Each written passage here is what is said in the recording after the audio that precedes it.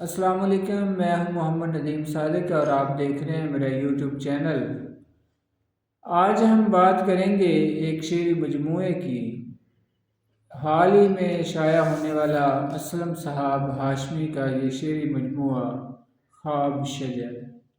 اسلم صاحب ہاشمی کسی تعارف کے محتاج نہیں۔ اس سے پہلے آپ کی دو کتابیں، ایک شعری مجموعہ پہلا خواب اور ہم سب افسانہ ہے کے نام سے افسانوی مجموعہ شائع ہو چکا ہے۔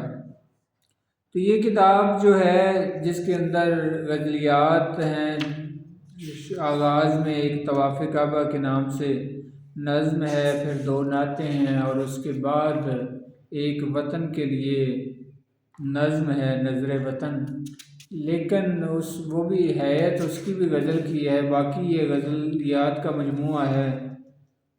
اور آخر اس کے بیک فلیپ پہ ڈاکٹر انوار احمد کا تبصرہ ہے مختصر، اور اندر جو ہے اس کے دو مضمون ہیں۔ ڈاکٹر طارق ہاشمی جی سی یونیورسٹی فیصل آباد میں شعبہ اردو سے وابستہ ہیں، محقق ہیں، نقاد ہیں، اور خاص طور پہ غزل پہ گہری نظر ہے ان کی۔ تو انہوں نے ایک مضمون لکھا ہے اسلم صاحب ہاشمی صاحب کے لیے، اور ایک مختصر سا مضمون ہے اعجاز خاور کا، اور واصف سجاد صاحب کا ایک مضمون ہے۔ تو یہ تین مضامین ہیں اس کے اندر، دو نعتیں ہیں اور دو نظمیں ہیں، باقی غزلیات ہیں اس کے اندر۔ تو ایک اشعار جو ہے میں آپ کے نظر کرنا چاہوں گا کہ خواب سرا سے ہوتے ہوئے تعبیر نگر تک آیا ہوں، خواب سرا سے ہوتے ہوئے تعبیر نگر تک آیا ہوں، ہیرے موتی اور جواہر دیکھو کیا کیا لایا ہوں۔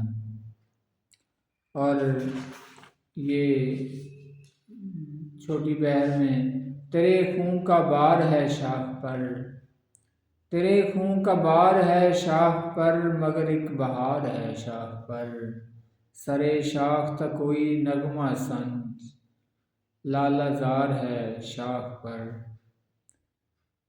اور یہ شعر دیکھیے کہ جھیل کے درمیان مہکتا ہوں، جھیل کے درمیان مہکتا ہوں، عکس ہوں آئینے میں اترا ہوں۔